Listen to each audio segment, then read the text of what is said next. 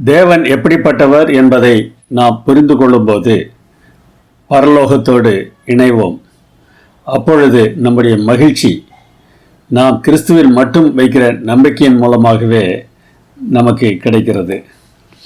நம் முன்னுரிமைகள் சரியாக இருந்தால் தேவன்பின் நிச்சயத்துடன் வாழ்வோம். மாம்சத்தின் மேல் நம்பிக்கையாயிராமல் ரட்சிப்பின் வாக்குறுதியில் கழிகூறுவோம்.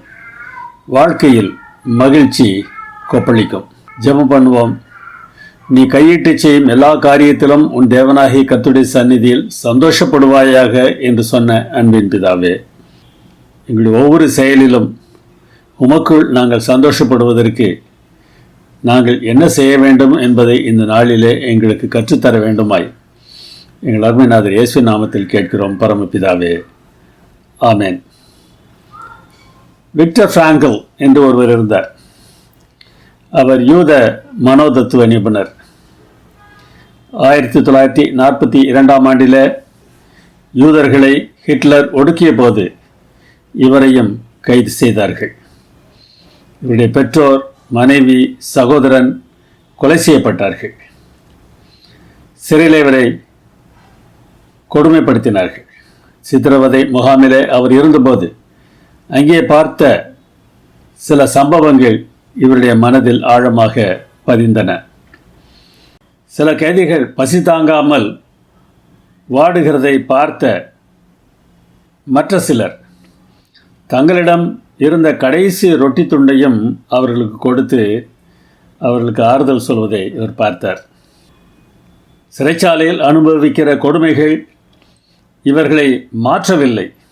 இவருடைய சந்தோஷத்தை அவர்களால் பிடுங்க முடியவில்லை என்பதை அவர் பார்த்தார். இவ்வாறு கொடுத்தவர்கள் மகிழ்ச்சியோடு மற்றவர்களுக்கு உதவி செய்தார்கள். இது எப்படி என்று அவர் யோசிக்க ஆரம்பித்தார்.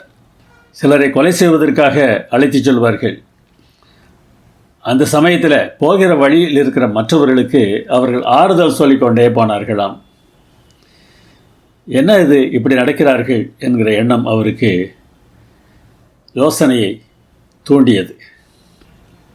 பின்னர் அவர் விடுதலை செய்யப்பட்டார். அவர் எழுதிய ஒரு புத்தகத்தில் இந்த சம்பவங்களை குறிப்பிடுகிறார். வாழ்க்கைக்கு அர்த்தம் இல்லாத போது மட்டுமே துன்பம் மகிழ்ச்சி அளிக்கிறது. சுகம் இருந்தால்தான் சந்தோஷமா என்று கேட்டால் இல்லை என்கிறார். வாழ்க்கைக்கு அர்த்தம் இருந்தால்தான் சந்தோஷம், அதுதான் உண்மையான சந்தோஷம். அந்த சந்தோஷத்தை எவராலும் நம்மிடத்திலிருந்து பிரித்து கொள்ள முடியாது. அப்படிப்பட்ட தன்மையுடையவர்களாக நாம் மாற வேண்டும் என்றால் உண்மையான சந்தோஷம் எங்கே கிடைக்கிறது என்பது நமக்கு தெரிய வேண்டும். கர்த்தருக்குள் சந்தோஷமாயிருங்கள் என்று பவுல் சொல்கிறார். இந்த சந்தோஷம் எப்படி கிடைக்கும்? சந்தோஷம் எங்கே உள்ளது, எங்கு இல்லை என்பதை முதலில் நாம் புரிந்து கொள்ள வேண்டும். கர்த்தருக்குள் சந்தோஷப்படுங்கள் என்பது ஒரு கட்டளை. அது கிறிஸ்துவோடு நமக்கு இருக்கிற உறவினால் வருகிற மகிழ்ச்சி. இதுவே உண்மையான மகிழ்ச்சி. பல சமயங்களில் இன்னென்ன சூழ்நிலைகளில்தான் நமக்கு மகிழ்ச்சி வருகிறது என்று தவறான காரணிகளை நம்முடைய மனதில் வைத்துக்கொண்டு நாம் அல்லல்பட்டு வருகிறோம். இந்த மகிழ்ச்சியெல்லாம் பூரணமான மகிழ்ச்சி இல்லை, உண்மையான மகிழ்ச்சி இல்லை. சூழ்நிலைகள் சரியாக இருந்தால் நாம் மகிழ்ச்சியாக இருக்கலாம் என்று எண்ணுகிறோம். நான் விரும்புகிற சம்பவங்கள் நிகழ்ந்தால், நான் விரும்புகிற மக்கள் என் அருகில் இருந்தால் எனக்கு மகிழ்ச்சி வரும் என்று நாம் நினைக்கிறோம்.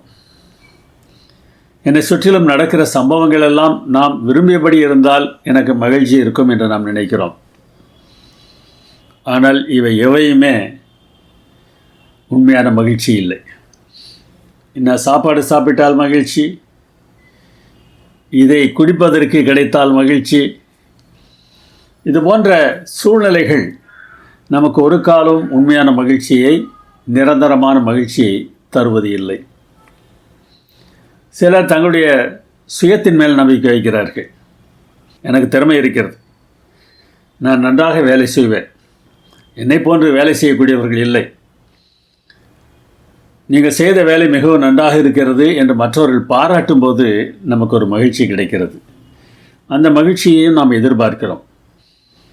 என்னுடைய பாடல்கள், என்னுடைய உபதேசங்கள் மற்றவர்களால் பாராட்டப்படுகின்றன என்பது அநேக கிறிஸ்தவர்களுக்கு சந்தோஷத்தை தருகிறது. ஆனால் இது நிலையான மகிழ்ச்சி இல்லை. ஆலய சடங்குகளில் ஈடுபடும் போது சிலருக்கு மகிழ்ச்சி கிடைக்கிறது. ஆலய ஆராதனைகளை நடத்துதல், ஆலயத்தில் பிரசங்கம் பண்ணுதல், ஆலயத்தில் பாட்டு பாடுதல், முன்னின்று ஏதாவது பேசுதல், ஜெபம் பண்ணுதல், சாட்சி சொல்லுதல் போன்ற ஆலய சடங்குகள் கூட பலருக்கு மகிழ்ச்சியை தருகின்றன. இந்த செயல்களை எல்லாம் நாம் நமக்காக செய்தோம் என்றால் நமக்கு கிடைக்கிற மகிழ்ச்சி உண்மையான மகிழ்ச்சி இல்லை. நிரந்தரமான மகிழ்ச்சியை நாம் அடைய வேண்டும் என்று இங்கே பவுல் சொல்கிறார். சந்தோஷப்படுங்கள் என்பதற்கான கிரேக்க சொல்லானது தொடர் கட்டளையாக இருக்கிறது. இது ஒரு தொடர் வினை சொல்லாக இருக்கிறது. இது கட்டளை, ஆனால் தொடர்ந்து நடக்க வேண்டிய கட்டளை.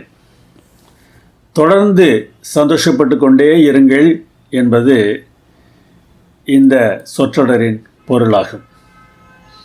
அப்படிப்பட்ட சந்தோஷத்தை நாம் அடைய வேண்டுமென்றால் கிறிஸ்துவோடு நமக்கு சரியான உறவு இருக்க வேண்டும்.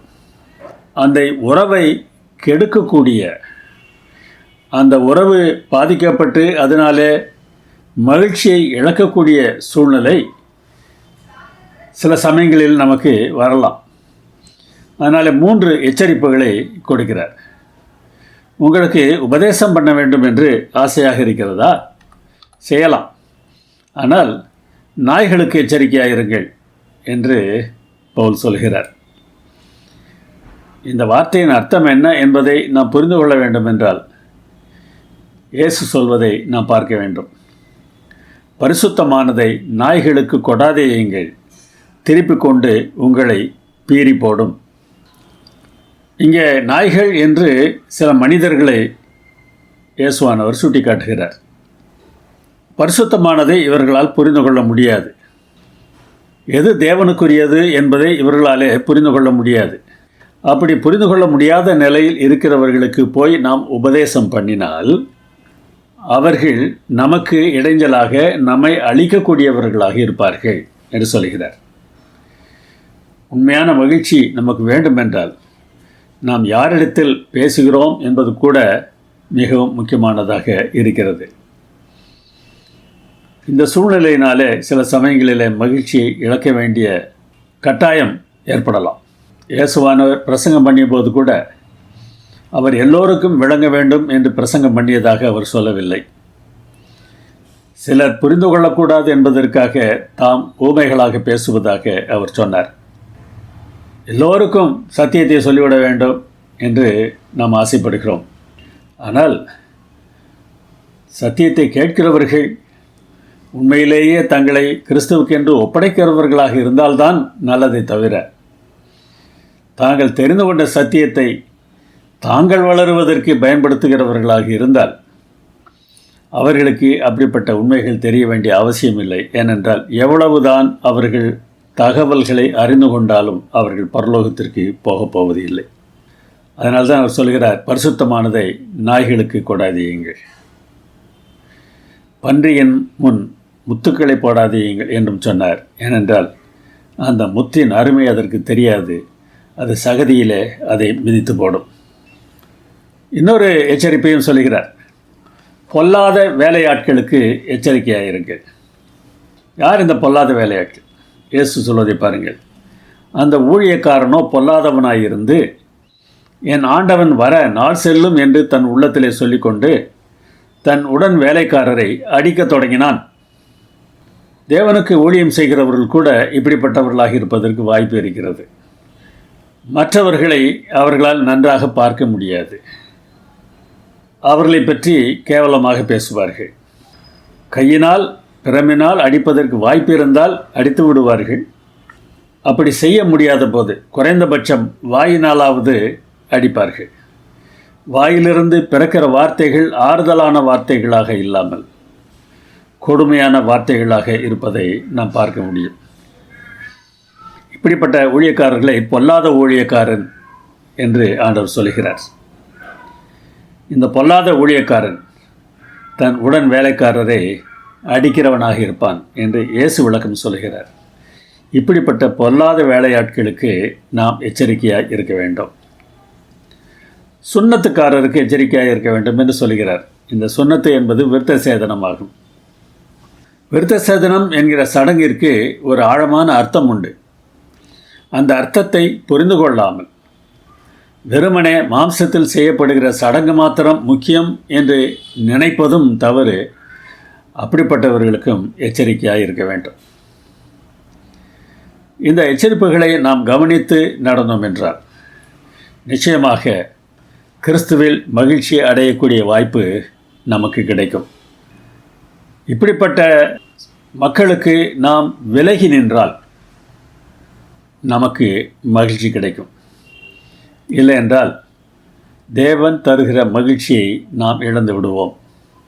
நம்முடைய நம்பிக்கை நாய்கள் போன்ற பிரசங்கிகளுக்கோ பொல்லாத வேலையை செய்கிற பிரசங்கிகளுக்கோ வெளிப்படையான காரியங்களை மாத்திரம் முக்கியப்படுத்துகிற பிரசங்கிகளுக்கோ கீழ்ப்படுகிறதாக இல்லாமல், அவர்களுக்கு செவி கொடுக்கிறதாக இல்லாமல் கிறிஸ்துவோடு உறவு வைத்துக் கொள்வதாக மாறினால் அது எவ்வளவு நன்றாக இருக்கும்.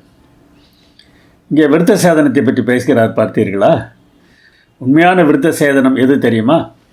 மாம்சத்தின் மேல் நம்பிக்கையாயிராமல் ஆவியினாலே தேவனுக்கு ஆராதனை செய்து கிறிஸ்து இயேசுவுக்குள் மேன்மை பாராட்டுகிற நாமே விருத்த சேதனம் உள்ளவர்கள் என்று பவுல் சொல்கிறார். நம்முடைய நம்பிக்கை மாம்சத்தின் மேல் இருக்கக்கூடாது. நம்முடைய ஆராதனை மாம்சத்தின் அடிப்படையில் செய்கிற ஆராதனையாக இருக்கக்கூடாது. நம்முடைய ஆராதனையில் நம் உள்ளம் ஈடுபட வேண்டும். நம் உள்ளம் உடைய வேண்டும். தேவனுடைய மகத்துவத்தை புரிந்து கொண்டு நான் எவ்வளவு சின்னவன், குப்பை என்பதை உணர்ந்தவர்களாக, என் தேவனே நீர் என்மேல் வைத்திருக்கிற அன்பு எவ்வளவு பெரியது என்று ஆச்சரியப்படுகிறவர்கள்தான் உண்மையிலேயே விருத்த சேதனம் உள்ளவர்கள். இந்த விருத்த சேதனம் எங்கே செய்யப்படுகிறது என்பதையும் வேதாகமத்திலே நாம் வாசிக்கலாம். உன் தேவனாகிய கர்த்தர் உன் இருதயத்தையும் உன் சந்ததியாரின் இருதயத்தையும் விருத்த சேதனம் பண்ணுவார். இருதயம் விருத்த சேதனம் பண்ணப்பட வேண்டும் என்பதுதான் மாம்சத்திலே செய்யப்பட்ட விருத்த சேதனத்திற்கு அர்த்தமாக இருக்கிறது. இருதயத்தில் எங்கே நுனித்தோல் இருக்கிறது? தேவையில்லாதவையெல்லாம். ஒரு நல்ல இருதயத்தில் எவையெல்லாம் இருக்கக்கூடாதோ அவையெல்லாம் இருதயத்தின் நுனித்தோல்கள் தான். அவை எல்லாவற்றையும் தேவன் நம்மை விட்டு அகற்றுவதாக வாக்கு பண்ணியிருக்கிறார். அப்படிப்பட்ட செயல் நம்மில் செய்யப்பட்டிருந்தால்தான் நாம் அன்போடு மற்றவர்களுக்கு உதவி செய்கிறவர்களாக மாறுவோம். சில சமயங்களில் தேவன் நமக்கு எவ்வளவுதான் நன்மை செய்திருந்தாலும் மற்றவர்களுக்கு நன்மை செய்வதற்காக தங்களை கஷ்டப்படுத்திக் கொள்வதற்கு அநேகர் விரும்புவதில்லை. ஆனால் இந்த உண்மையான விருத்த சேதனத்தை பெற்றவர்கள் யார் எவர் என்று பார்க்காமல் எந்த சூழ்நிலையிலும் உதவி செய்கிறவர்களாக இருப்பார்கள். போகிற வழியில் விழுந்து கிடக்கிற ஒரு பெரியவராக அல்லது மூதாட்டியாக இருக்கலாம். பார்த்துவிட்டு கண்ணை மூடிக்கொண்டு செல்ல மாட்டார்கள். உடன் வேலை செய்கிற ஒருவருக்கு ஒரு பிரச்சனை வரலாம், தங்கள் கண்ணை மூடிக்கொண்டு போக மாட்டார்கள். ஏனென்றால் அவருடைய இருதயத்தில் இருக்கிற பாவமாகிய கொடுமை தேவனால் விருத்த சேதனம் பண்ணப்பட்டிருக்கிறது. தற்சமயம் நம் வாழ்க்கையில் எல்லாமே நன்றாக செல்லாவிட்டாலும் சந்தோஷமாக இருப்பதற்கு நாம் என்னென்ன செய்யலாம் யோசித்து பாருங்கள். இப்பொழுது நன்றாக சென்றாலும் கூட வாழ்க்கை மிக கடினமாக மாறலாம். அப்பொழுதும் நாம் சந்தோஷமாக இருக்க முடியுமா? எப்போதும் நாம் சந்தோஷமாக இருக்கலாம். அதற்கு ஒரே வழி தேவ நாமத்தில் நாம் நம்பிக்கை வைப்பதாகும். தேவனுடைய நாமம் என்ன என்பதை யாத்திராகமம் 34 அதிகாரம் 5, 6, 7 வசனங்களிலே நாம் பார்க்க முடிகிறது. தேவன் நம்மேல் கிருபையாக இருக்கிறார். நம்மேல் கிருபையாக இருக்கிற ஆண்டவர் நம் எதிரிகளின் மேலும் கிருபையாக இருக்கிறார். எனவே தான் உங்களை உபத்திரவப்படுத்துகிறவர்களுக்கு, உங்களை கஷ்டப்படுத்துகிறவர்களுக்கு உடனே தண்டனை கிடைப்பது இல்லை. தேவன் அவர்களையும் நேசிக்கிறார். தேவன் அவர்களிடத்திலும் பேசுவார். ஆனால் சில சமயங்களில் இந்த சத்தத்துக்கு செவி கொடுக்காமல் தொடர்ந்து அப்படியே இருக்கும்போது தேவன் அவர்களுக்கு தண்டனையும் கொடுப்பார் என்று அந்த பகுதி சொல்கிறது. இந்த தேவ நாமத்தில் நம்பிக்கை இருந்தால் எந்த சூழ்நிலையிலும் நாம் சந்தோஷமாக இருக்கலாம். நம்முடைய நோக்கம் ஒன்றே ஒன்றாகத்தான் இருக்க வேண்டும். நான் கிறிஸ்துவோடு இணைந்த ஒரு வாழ்க்கை வாழ வேண்டும். வாழ்வில் நல்நோக்கம் இல்லை என்றால்தான் தாழ்வில் மனிதன் மகிழ்ச்சி அழிந்துவிடும். நல்ல நோக்கம் இருந்தால் எந்த சூழ்நிலையிலும் நாம் மகிழ்ச்சியாக இருக்கலாம். பவுலின் உண்மையான சந்தோஷத்தை கெடுத்தவை எவை என்பதையும் அவர் சொல்கிறார். பவுலின் கடந்த கால வாழ்க்கை அவருக்கு ஒரு தடைக்கல்லாக இருந்தது. தன் வாழ்க்கையில் முன்பு தான் பெருமையென கருதின பல விஷயங்கள் தனக்கு சந்தோஷம் தரவில்லை என்று பவுல் சொல்கிறார். அவை என்ன என்பதை பார்ப்போமா? இவற்றையெல்லாம் மேன்மையாக அவர் நினைத்தாராம். நான் 8ஆம் நாளில் விருத்த சேதனம் அடைந்தவன். இன்றைக்கு மொழியிலே நான் பேச வேண்டும் என்றால் நான் ஞானஸ்நானம் பெற்றவன், சத்தியம் தெரிந்த குடும்பத்தில் பிறந்தவன் என்று பெருமை அடையலாம். ஆனால் விருத்த சேதனத்தின் உண்மையான அர்த்தம் என்ன? இருதய சுத்திகரிப்பு தானே. அது நடந்திருக்கிறதா? நான் இஸ்ரவேல் வம்சத்தான் என்று சொல்லலாம். யாக்கோபு என்கிற பக்தன் யாப்போக்கு ஆற்றங்கரையில்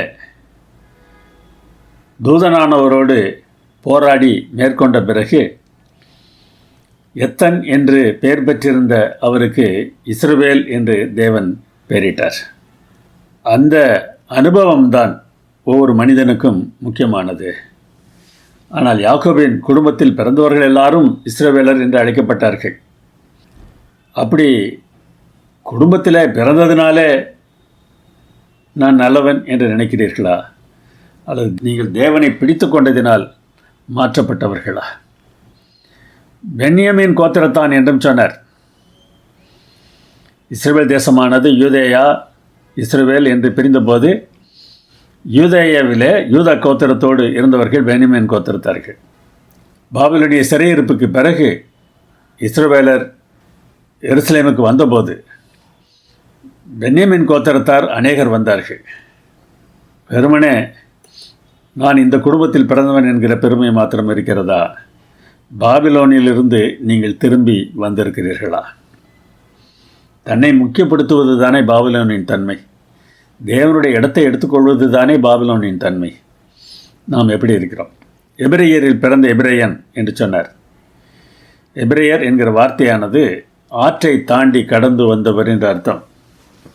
ஐபிராத் நதியை கடந்து கானான் தேசத்தில் குடியேறியவர்களை எபிரேயர் என்று காரண பெயரோடு அழைத்தார்கள். அந்த பெயர் இஸ்ரவேல் கோத்திரத்தாருக்கு ஒட்டி கொண்டது. கிறிஸ்தவர்கள் என்கிற பெயர் மாத்திரம் நம்மிடத்தில் இருக்கிறதா? அல்லது பழைய வாழ்க்கையை தாண்டி நாம் தேவனிடம் வந்தவர்களா? நியாயப்பிரமாணத்தின்படி பரிசேயன் என்று தன்னை அழைத்து கொண்டார். ஆலய சடங்குகளிலெல்லாம் ஒழுங்காக கடைப்பிடிக்கிறவன். அவன் ஒழுங்காக ஜெபம் பண்ணுவேன், உபவாசம் இருப்பேன், கையிலும் நெற்றியிலும் நினைவு சின்னங்களை தரித்திருக்கிறவன், வேத வசனங்களை எழுதி நான் அங்கே அணிந்திருக்கிறேன், என்னுடைய வஸ்திரத்தை பார், அதன் தொங்கல்களை பார், எல்லாம் ஒழுங்காக இருக்கிறவன் என்று சொல்கிற பரிசேயன் இல்லை நாம். அப்படிப்பட்ட ஒரு பரிசேயனாக அவர் முதலில் வாழ்ந்திருக்கிறார். பக்தி வைராக்கியத்தின்படி சபையை துன்பப்படுத்தினவன். ஸ்தேவானை கல்லெறிந்த போது கூட இருந்து வேடிக்கை பார்த்தவர், அதற்கு சம்மதித்திருந்தவர், பின்னால் கிறிஸ்தவர்களை உபத்திரவப்படுத்தினவர். தேவனை உண்மையாக நான் நேசிக்கிறேன் என்றுதான் இவைகள் எல்லாம் செய்தார். சில சமயங்களில் நம்மிடத்தில் கூட நாம் செய்கிற தவறான செயல்களை பற்றிய உறுத்துதல் கொஞ்சம் கூட நமக்கு இல்லை. நாம் அப்படி இருக்கிறோமா? திருச்சபையிலும் மற்ற இடங்களிலும் மற்றவர்களை உபத்திரவப்படுத்தும் போது, மற்றவர்களை கஷ்டப்படுத்தும் போது நான் செய்கிறது சரிதான் என்று நினைத்து கொண்டு செயல்படுகிறவர்கள் எத்தனை பேர் இருக்கிறோம்? யோசித்து பாருங்கள். நியாயப்பிரமாணத்திற்குரிய நீதியின்படி குற்றம் சாட்டப்படாதவன். நியாயப்பிரமாணம் கிரியையை முக்கியப்படுத்துகிறது. ஆனால் அன்பினால் கிரியை செய்யவில்லை என்றால் அந்த கிரியை பயனற்றதாகும். பவுல் பெருமைப்பட்டது போல நாம் பெருமைப்படுகிறோமா? அல்லது உண்மையான மாற்றத்தை நாம் அடைந்திருக்கிறோமா? பவுலுக்கு முன்பு இருந்த பெருமை அவருக்கு மகிழ்ச்சியை தரவில்லை. உண்மையான மகிழ்ச்சி அங்கே இல்லை என்பதை அவர் பின்னால் தான் அறிந்து கொண்டார். கிறிஸ்துவை சுட்டி காட்டுகிற சடங்குகள் கிறிஸ்துவின் இடத்தை பிடித்து கொண்டால் அது ஆபத்து. சடங்குகள் தான். கிறிஸ்துவே முக்கியம் என்பதை நாம் மனதில் வைத்திருக்க வேண்டும். உங்களது கடந்த கால நிகழ்கால வாழ்க்கையின் நல்ல விஷயங்கள் பற்றி உங்களுடைய கருத்து என்ன நினைக்கிறீர்கள்? இந்த நல்லவற்றை எல்லாம் நான் செய்தேன் என்கிற பெருமையான பார்வை நம்மிடத்தில் இருக்கிறதா? நான் இத்தனை பேருக்கு ஞானஸ்தானம் கொடுத்தேன், நான் இத்தனை சபைகளை நிறுவினேன், இத்தனை இடங்களிலே கூட்டங்கள் நடத்தினேன், இப்பொழுதும் இப்படி செய்து கொண்டிருக்கிறேன் என்று நம்முடைய திறமையை குறித்து நாம் யோசிக்கிறோம் அல்லவா? நீங்கள் செய்வதெல்லாம் உண்மைதான். ஆனால் இவற்றையெல்லாம் தேவன் உங்களிலிருந்து செய்கிறார் என்கிற உணர்வு இருந்தால்தான் நீங்கள் தேவனை மகிமைப்படுத்துகிறீர்கள். இல்லை என்றால் உங்களுக்கே மகிமை தேடுகிறீர்கள். இயேசு சொல்கிறபடி நீங்கள் நியாயப்பிரமாணத்தை கை கொள்கிறீர்களா? கேட்டு பாருங்கள். நமக்கு நன்றாக தெரியும், ஒரு பணக்கார வாலிபன் கற்பனைகளை எல்லாம் கை கொள்கிறேன் என்று இயேசுவிடத்தில் சொன்னான். அப்பொழுது அவர், இல்லை, நீ மனிதரிடத்தில் அன்பு இல்லாமல் கற்பனைகளை கை கொள்கிறாய் என்று அவனுக்கு சுட்டிக்காட்டிய போது அதன் வேதனையோடு திரும்பி போனான் என்கிற சம்பவத்தை நாம் நன்றாக அறிந்திருக்கிறோம். நம்மேல் நாம் அன்பு வைத்திருப்பது போல மற்றவர் மேலும் நாம் அன்பு வைத்திருந்தால்தான் நியாயப்பிரமாணத்தை கை கொள்கிறவர்களாக காணப்படுவோம். அன்பு இல்லா வாழ்வு மட்டுமே துன்பமுள்ள வாழ்வாக அழிந்து போகிறது. எவை முக்கியம், எவை முக்கியமில்லை என்பது பற்றிய புரிதல் ஏன் முக்கியம்? யோசித்து பாருங்கள். அர்த்தமிக்க விஷயங்கள் என்ன என்று நாம் அறிந்திருக்க வேண்டும். அர்த்தமில்லா விஷயங்கள் என்ன என்பதையும் அறிந்திருக்க வேண்டும். பல சமயங்களில் அர்த்தமிக்க விஷயங்களை விட்டுவிட்டு அர்த்தமில்லா விஷயங்களுக்கு நாம் முக்கியத்துவம் கொடுத்து விடுகிறோம். முன்பு பவுல் பெருமையாக கருதின விஷயங்கள் எல்லாம் உண்மையில் அவருடைய விசுவாசத்திற்கு தடைக்கற்களாக இருந்தன. இயேசு கிறிஸ்துவை பார்க்க முடியாதபடி அவருடைய கண்களை அவை குருடாக்கின. விசுவாசத்திற்கு முன் பவுலின் ஆவிக்குரிய பதிவேடு எப்படி இருந்தது என்பதை யோசித்து பாருங்கள். அநேக காரியங்களை அவர் லாபம் என்று நினைத்தார். நம்ம ஏற்கனவே பார்த்தோம். ஆனால் இவைகளை எல்லாம் இப்பொழுது கிறிஸ்துவுக்கு என்று நான் நஷ்டமாக பார்க்கிறேன் என்று பவுல் சொல்கிறார். 8ஆம் நாளில் விருத்த சேதனம், இஸ்ரவேல் வம்சத்தான், பென்யமீன் கோத்திரத்தான், எபிரெயரில் பிறந்த எபிரெயன், நியாயப்பிரமாணத்தின்படி பரிசேயன், பக்தி வைராக்கியத்தின்படி சபையை துன்பப்படுத்தினவன், நியாயப்பிரமாணத்திற்கு நீதியின்படி குற்றஞ்சாட்டப்படாதவன் என்று பவுல் தன்னை பற்றி மேன்மையாக நினைத்தவை எல்லாம் அவருக்கு உண்மையான மகிழ்ச்சியை தரவில்லை. இதுபோன்று நாம் இன்றைக்கு செய்து கொண்டிருக்கிறோமா என்று யோசித்து பாருங்கள். ஏற்கனவே இந்த காரியங்களை நாம் விளக்கமாக பார்த்தோம். எல்லா நற்செயல்களும் நீதியானவைதானா என்பதையும் கூட நாம் யோசித்து பார்க்க வேண்டும். சில சமயங்களை நாம் அப்படி நினைத்து விடுகிறோம். எல்லாம் நீதியானவை, நான் செய்வதெல்லாம் நீதியானவை என்று நாம் நினைத்து விடுகிறோம். அது சரிதானா என்பதை யோசித்து பாருங்கள். தான் செய்த இவையெல்லாம் தீயவை என்று பவுல் சொல்லவில்லை. ஆனால் இவற்றையெல்லாம் தேவனுக்கு முன் நாம் நீதியாக கணக்கிட முடியாது என்று தான் சொல்கிறார். கிறிஸ்துவோடு ஒப்பிடும்போது நான் நம்பிக்கையாய் படித்திருந்த நல்ல விஷயங்களும் தன் மதிப்பை இழந்து விடுகின்றன என்று சொல்கிறார். கிறிஸ்தவ வாழ்க்கை என்பது நாம் பெருமைப்பட்டு கொண்டிருக்கிற விஷயங்கள் எல்லாவற்றையும் விட்டுவிடுகிற ஒரு வாழ்க்கையாகும். கிறிஸ்து உயர்ந்தவராகும்போது நமது மிகச்சிறந்த மத சாதனைகள் கூட, நம்முடைய ஊழியங்கள், நம்முடைய ஜபங்கள், மற்ற சாதனைகள், ஆலயத்திற்காக நாம் செய்திருக்கிற பெரிய பெரிய செயல்கள், இவை எல்லாம் நம்மை பெருமைப்படுத்தும் சக்தியை இழந்து விடுகின்றன. பவுல் பாவத்தை மட்டும் விட்டு விடவில்லை, சுயநீதியையும் விட்டுவிடுகிறார். இதுதான் மிகவும் முக்கியமானது. நித்திய வாழ்வை விட அதிக மதிப்பு மிக்கது ஏதாவது இருக்கிறதா? உலக விழுமியங்கள். விழுமியம் என்கிற வார்த்தையின் அர்த்தம் தெரியவில்லை என்று கேள்விப்படுகிறேன். விழுமியம் என்றால் நாம் எவற்றை முக்கியம் என்று நினைக்கிறோமோ அவை. மதிப்பீடுகள் என்று வைத்துக்கொள்வோமா?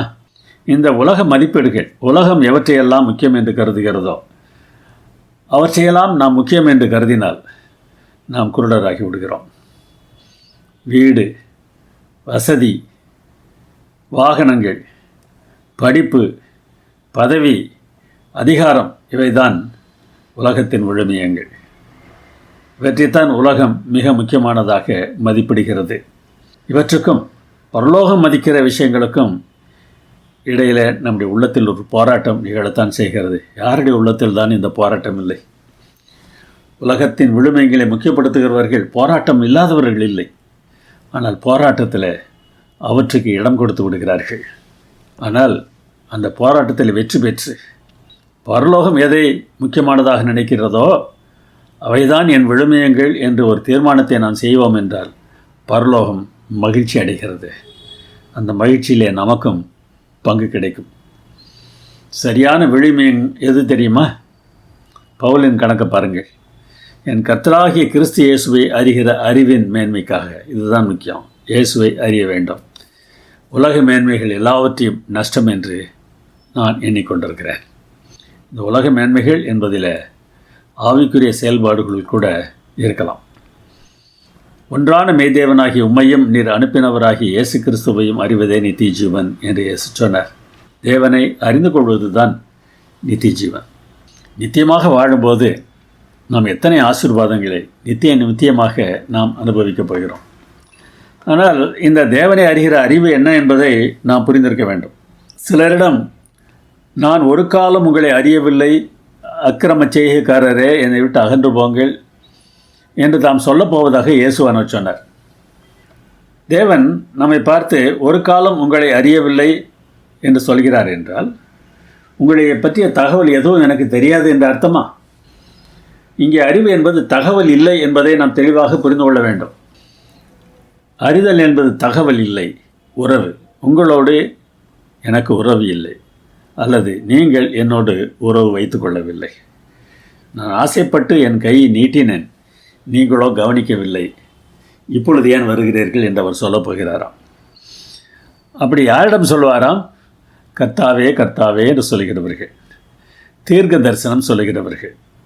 இன்றைக்கு மொழியில் சொல்ல வேண்டும் என்றால் அப்பா பிதாவே என்று போற்றி புகழ்ந்து பாடி ஊழியம் செய்கிறவர்கள். உமது நாமத்தினாலே பிசாசுகளை துரத்தினோம், உமது நாமத்தினாலே அற்புதங்களை செய்கிறோம் என்று சொல்லுகிறவர்களாம். நம்ம எச்சரிக்கையாக இருக்க வேண்டும்.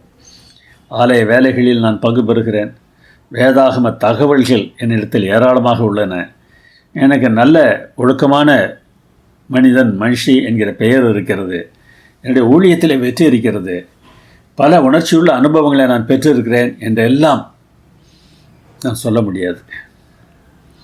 கிறிஸ்துவை உண்மையாக அறிந்திருக்கிறோம் என்பதற்கு இவைகள் எல்லாம் சான்றுகள் இல்லை. இன்னொரு சமயத்திலும் கூட தேவன் இந்த வார்த்தையை சொல்லப்போவதாக வேதாகம் சொல்கிறது. உங்களை அறியேன் என்று உங்களுக்கு சொல்கிறேன் என்று சொல்கிறார். 10 கன்னிகைகள் ஊமையிலே இயேசுவானவர் இதை சொல்லுகிறார். லூக்கா எழுதும்போது சொல்கிறார், நீங்கள் எவ்விடத்தாரோ உங்களை அறியேன் என்று ஆண்டவர் சொல்லுவாராம். மணவாளனுக்கு எதிர்கொண்டு போக புறப்பட்ட 10 கன்னிகளிலே 5 பேர் இப்படிப்பட்ட ஒரு பதிலை தேவனிடத்திலிருந்து பெறப்போகிறார்கள். உங்களை எனக்கு தெரியாது என்பது தகவல் அறிவா? மறுபடியும் சொல்கிறேன், தகவல் அவருக்கு தெரியும், ஆனால் உறவு இல்லை. கொரிந்தியரில் பவுல் எழுதுகிறார், தேவனில் அன்பு கூறுகிறவன் எவனோ அவன் தேவனால் அறியப்பட்டிருக்கிறான்.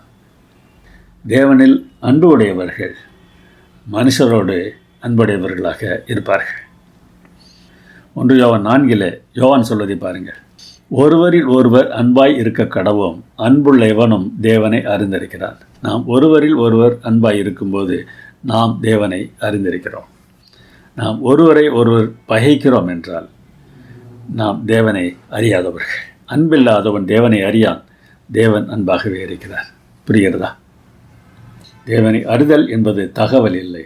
தேவனை அறிதல் என்பது அவருடைய பிள்ளைகளோடு சரியான உறவை நாம் வைத்திருத்தல். நம்ம மேலே அவர் அன்பு வைத்திருந்ததினால் அவர் என்ன செய்தாராம்? தம்முடைய ஒரே பேரான குமாரனாலே நாம் பிழைக்கும்படிக்கு தேவன் அவரை இவ்வுலகத்திலே அனுப்பினதினால் தேவன் நம்மேல் வைத்த அன்பு வெளிப்பட்டது. அன்பாக இருக்கிறேன் என்று சொல்லுவதல்ல. சில சமயங்களில் நாம் வாயினாலேயே வாடை சுட்டு விடுகிறோம். வாயால் சொல்வது இல்லை, செயலில் காட்டுவது தான். தேவன் அன்பாய் இருக்கிறார் என்றால் தம்மையே தேவன் நமக்காக தந்தார். நாம் எந்த அளவிற்கு மற்றவர்களுக்காக வாழ்வதற்கு ஆயத்தமாக இருக்கிறோம்? என் கர்த்தராகிய கிறிஸ்து இயேசுவை அறிகிற அறிவின் மேன்மை என்று சொல்கிறார். மேன்மை என்கின்றதற்கான கிரேக்க வார்த்தையின் அர்த்தம் என்ன தெரியுமா? மற்ற எல்லாவற்றையும் விட மிஞ்சி உயர்ந்து நிற்பது, ஒப்பீட்டிற்கு அப்பாற்பட்டது, ஒப்பிட முடியாதது, அந்த அளவுக்கு உயர்வானது. எது? கிறிஸ்துவை அறிகிற அறிவு. இயேசு என்ற வார்த்தையை பயன்படுத்துகிறார். பலியாவதற்காகவே பெத்லேகேமில் பிறந்த மனிதர் அவர். கிறிஸ்து அபிஷேகம் பண்ணப்பட்டவர், தாவீதின் சிங்காசனத்தில் உட்கார்கிற ராஜா. பெத்லேகேமில் பிறந்த குழந்தை, ராஜாவாக ஆளுகை செய்யப்போகிற குழந்தை. அவர் கர்த்தர் என்று சொல்கிறார். எல்லாம் தெரிந்து ஆளுகை செய்கிற கர்த்தர். அவர் தேவன். வெறும் குழந்தை இல்லை, வெறும் ராஜா இல்லை, தேவாதி தேவன். அவர் தேவாதி தேவன் மாத்திரமல்ல, அவர் என்னுடைய கர்த்தர், என்னுடைய ராஜா, நான் அவருடைய அடிமை என்கிற எண்ணம் நம்முடைய உள்ளத்தில் எப்பொழுதும் இருக்க வேண்டும். அதை இழக்கும்போது உண்மையான மகிழ்ச்சியை நாம் இழந்து விடுகிறோம். உங்களுடைய ஆவிக்குரிய பதிவேட்டில் எழுதியிருக்கிற விழுமியங்கள், அதாவது மதிப்பீடுகள் யாவை என்பதை யோசித்து பாருங்கள். இயேசுவைப் போல வாழ்கிறீர்களா? இயேசுவுக்கு நன்றி உள்ளவர்களாக வாழ்கிறீர்களா? என்ன எழுதியிருக்கிறோம்? அதை நாம் அறியவில்லை என்றால் நாம் கண் காணாத குருடர்களாக இருக்கிறோம். காணாதவர்கள் காணும்படியாகவும், காண்கிறவர்கள் குருடராகும்படியாகவும் நியாய தீர்ப்புக்கு நான் இந்த உலகத்தில் வந்தேன் என்று இயேசு சொன்னார். சரியான விழுமியங்களை பார்க்காதவர்கள் சரியான விழுமியங்களை பார்க்க வேண்டும். காண்கிறவர்கள் என்றால் என்ன அர்த்தம்?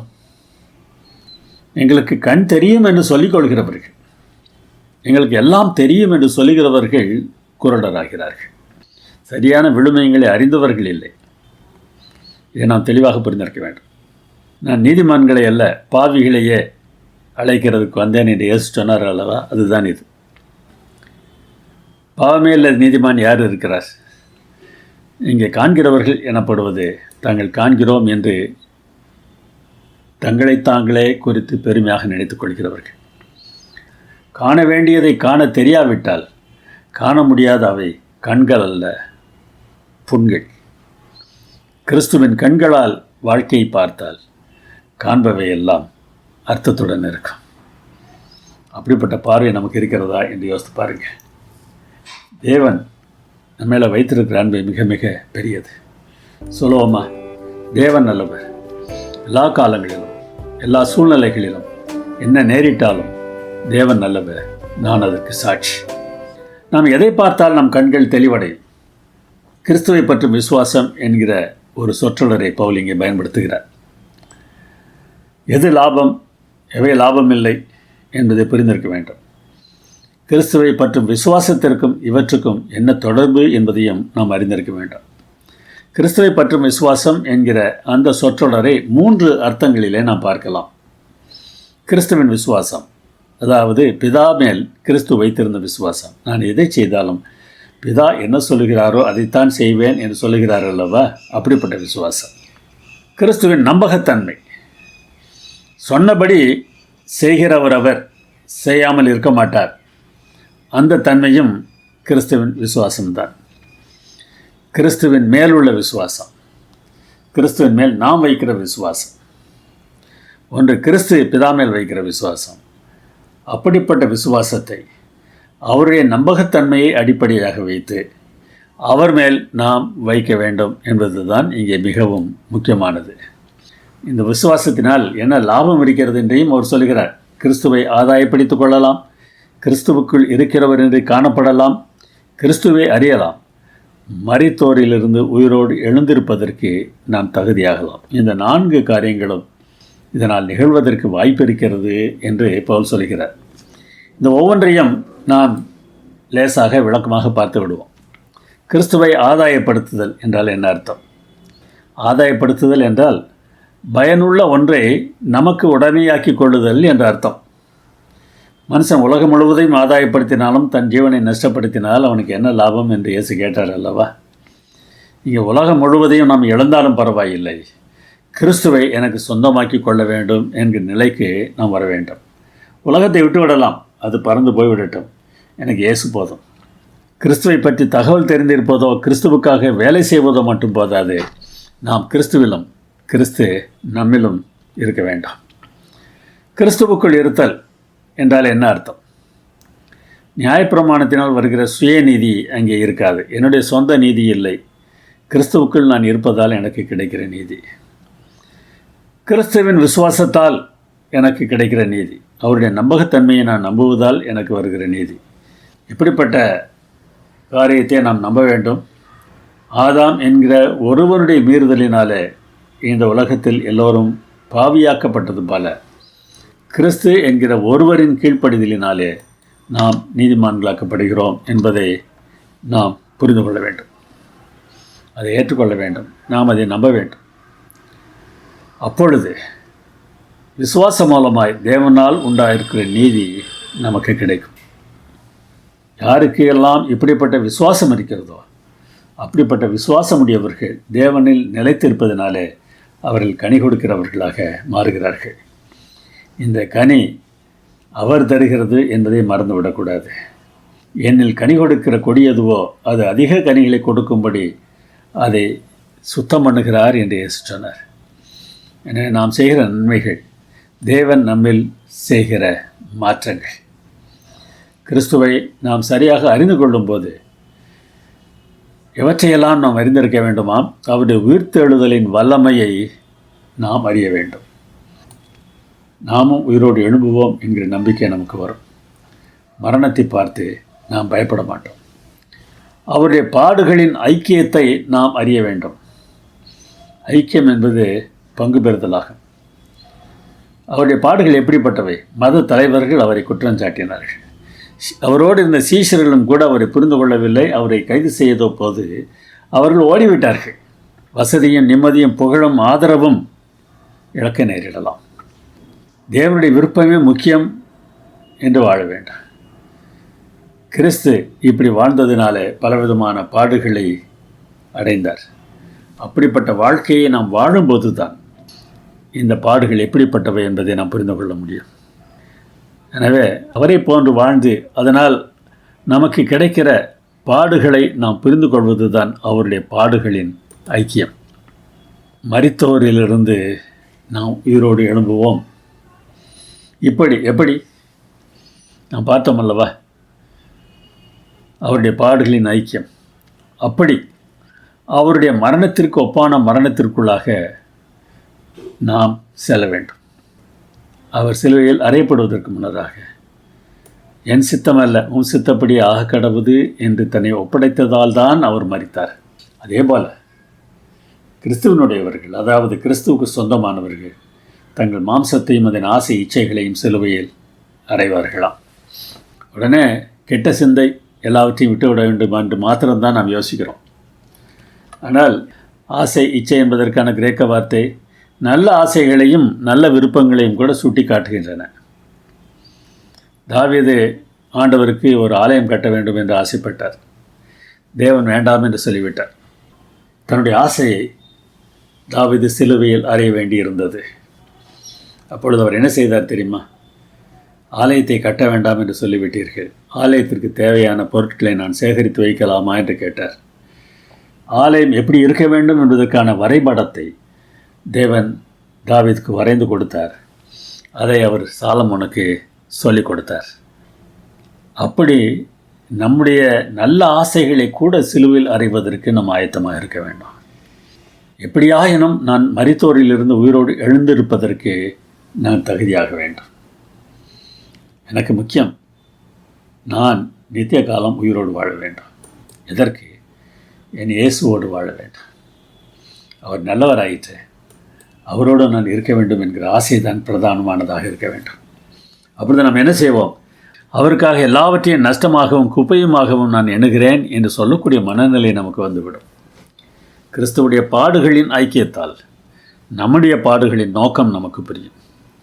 கிறிஸ்துவின் நோக்கமே நம் நோக்கமானால் நம்முடைய வாழ்விலும் மகிழ்ச்சி பொங்கும். இவை மனதில் இருந்தால் நாம் எப்பொழுதும் எதை நாடுவோம்? கிறிஸ்துவை அறிவதையே நாம் நாடுவோம். நான் வளர்ந்தாயிற்று என்று சொல்கிறோமா? அப்படி சொல்கிறோம் என்றால் கிறிஸ்துவை நாடவில்லை. கிறிஸ்துவோடு எவ்வளவு நெருங்கி சேர்கிறோமோ அவ்வளவுக்கு நாம் வளர வேண்டிய நிலையில் இருக்கிறோம் என்பதை நாம் புரிந்து கொள்வோம். நான் அடைந்தாயிற்று அல்லது முற்றிலும் தேறினவனானேன் என்று நான் எண்ணவில்லை. கிறிஸ்து எதற்காக என்னை பிடித்தாரோ அதை நான் பிடித்து கொள்ளும்படி நான் அவருக்கு பின்னால் ஆசையாக செல்கிறேன். அதை பிடித்து கொண்டேன் என்று நான் எண்ணுகிறதில்லை. பின்னானவைகளை மறந்து முன்னானவைகளை நாடி கிறிஸ்து இயேசுவுக்குள் தேவன் அளித்த பரம அழைப்பின் பந்தை பொருளுக்காக லக்கை நோக்கி ஓடுகிறேன். அப்படிப்பட்ட ஓட்டம் நம்மிலே இருக்க வேண்டும். இவர்கள் தான் தேறினவர்கள். நம்மில் தேறினவர்கள் யாவரும் இந்த சிந்தையாக இருக்க கடவுள். நான் நினைக்கிறோம் தேறினவர்கள் என்றால் பாவமே செய்யாதவர்கள் என்று. இல்லை, தேறினவர்கள் இன்னமும் ஓட வேண்டியது இருக்கிறது என்பதை ஒவ்வொரு நாளும் புரிந்து கொண்டே இருப்பார்கள். எந்த காரியத்திலாவது நீங்கள் வேறே சிந்தையாக இருந்தால் அதையும் தேவன் உங்களுக்கு வெளிப்படுத்துவார். ஆகிலும் நாம் எதுவரையில் தேறி இருக்கிறோமோ அது முதல் ஒரே ஒழுங்காய் நடந்து கொண்டு ஒரே சிந்தையாய் இருப்போமாக. நான் எல்லாவற்றிலும் தேறிவிட்டேன் என்று சொல்ல முடிவதில்லை என்பதைத்தான் பவுல் இங்கே வெவ்வேறு வார்த்தைகளிலே நமக்கு உணர்த்துகிறார். துன்பம் ஒரு மனிதனை உடைக்க தேவையில்லை, அர்த்தமற்ற வாழ்வு தான் உடைக்கும். வளரும் சிந்தை இருந்தால் வாழ்வு இனிக்கும், துன்பத்திலும் இன்பம் பெருகும். நான் வளர வேண்டும் என்கிற ஆசை இருக்க வேண்டும், வளர்ந்து கொண்டே இருக்க வேண்டும். நாம் அனைவரும் தேவனுடைய குமாரனை பற்றும் விசுவாசத்திலும் அறிவிலும் ஒருமைப்பட்டவர்களாகி கிறிஸ்துவனுடைய நிறைவான வளர்ச்சியின் அளவுக்கு தக்க பூரண புருஷராக வேண்டும் என்று பவுல் சொல்கிறார். ஆம், நாம் வளர்ந்து கொண்டே இருக்க வேண்டும். கிறிஸ்துவுடைய தன்மையுடையவர்களாக நாம் வளர வேண்டும். வில்லியம் வில்பர்ஃபோர்ஸ் என்பவர் பிரிட்டிஷ் அரசியல்வாதி. புகழ், அதிகாரம், செல்வாக்கு, நட்பு வட்டம் எல்லாம் அவருக்கு ஏராளம் ஏராளம். ஆனால் மனதில் அமைதி இல்லை. அந்த அமைதியை தேடினார். கிறிஸ்துவை கண்டு கொண்டார். வேதம் வாசிக்க ஆரம்பித்தார், ஜெபிக்க ஆரம்பித்தார். இவையெல்லாம் நமக்கு தேவை. எதற்கு? கிறிஸ்துவுக்குள் நாம் வளருவதற்கு. 2 நோக்கங்களை தேவன் அவருடைய மனதிலே விதைத்தார். அடிமை வர்த்தகத்தை ஒழிக்க வேண்டும், மக்களின் ஒழுக்கத்தை சீர்திருத்த வேண்டும். இதற்காகவே தன்னுடைய வாழ்க்கையில் எல்லா போராட்டங்களையும் அவர் போராடி வந்தார். வாழ்க்கை எளிதாகிவிடவில்லை. அநேகர் அவரை பரியாசம் பண்ணினார்கள். அவருக்கு பின்னால் அவரை பார்த்து கேலியாக சிரித்தார்கள். ஆனால் இவையெல்லாம் அவருக்கு பாதகமாக தெரியவில்லை. 46 ஆண்டுகள் போராடினார். வெற்றி, வசதி, பாராட்டுகள் இவையெல்லாம் அதிகமாக அவருக்கு கிடைக்கவில்லை. ஆனால் ஒரு வலிமையான நோக்கம் இருந்தது. அடிமை வர்த்தகத்தை ஒழிக்க வேண்டாம். 1833ஆம் ஆண்டு அவர் மரிப்பதற்கு சில நாட்களுக்கு முன் பிரிட்டிஷ் பாராளுமன்றம் அடிமை வர்த்தகத்தை ஒழிப்பதற்கான சட்டத்தை இயற்றியது. நம்முடைய வாழ்நாள் முழுவதும் போராட வேண்டியது இருந்தாலும் ஒரு நல்ல நோக்கம் இருந்தால் அந்த நோக்கத்திற்காக நாம் போராடலாம். வில்பர்ஃபோர்ஸ் முதலில் வாழ்க்கையின் அர்த்தத்தை கண்டுபிடித்து கிறிஸ்துவை தொடரவில்லை. அவர் கிறிஸ்துவை பின்தொடர்ந்தார். அர்த்தம் அவரை பின்தொடர்ந்தது. கிறிஸ்துவில் வளர்வதனால் துன்பம் இல்லாமல் போய்விடவில்லை, ஆனால் அதை மகிழ்ச்சியாக மாற்றியது. நாமும் கூட நம்முடைய வாழ்க்கையில் கிறிஸ்துவை கண்டு கொண்டால் கிறிஸ்து ஒரு நோக்கத்தை தருவார். உங்களுக்கு அவர் தருகிற நோக்கம் வேறாக இருக்கலாம், எனக்கு அவர் தருகிற நோக்கம் வேறாக இருக்கலாம். எதுவாக இருந்தாலும் அது சுயநல நோக்கமாக இருக்காது. அப்படிப்பட்ட நோக்கங்களை கண்டுகொண்டு வளருவதற்கு கர்த்தர் தாமே நம்ம ஒருவருக்கு உதவி செய்வாராக. ஜெபிப்போம். எங்கள் அன்புள்ள பிதாவே, உங்களுடைய அன்பை நாங்கள் புரிந்து கொண்டு அதே அன்பை நாங்கள் மற்றவரிடத்தில் காட்டுவதற்கு எங்களுக்கு உதவி செய்ய வேண்டுமாய் எங்கள் அருமைநாதர் இயேசு நாமத்தில் வேண்டுகிறோம் பரமபிதாவே.